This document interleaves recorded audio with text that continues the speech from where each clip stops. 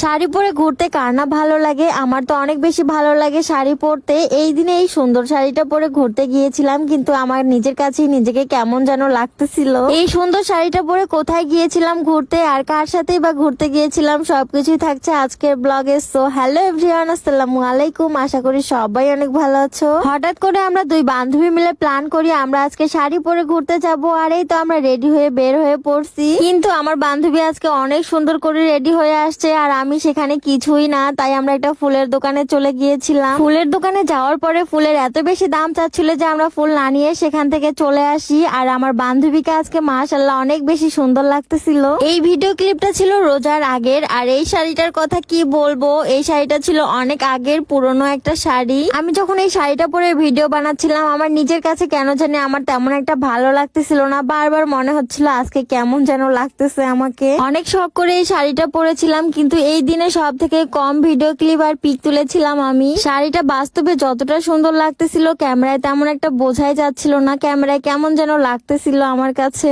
যাই হোক, আমি আর আমার বান্ধবী মিলে আজকে চলে আসি একটা পার্কে। পার্কের লোকজন তেমন একটা ছিল না, কিন্তু এই দিনে আমরা খুবই কম সময় এই পার্কে থেকেছিলাম, কারণ কিছু সময়ের মধ্যে পার্কটা বন্ধ করে দিয়েছিল।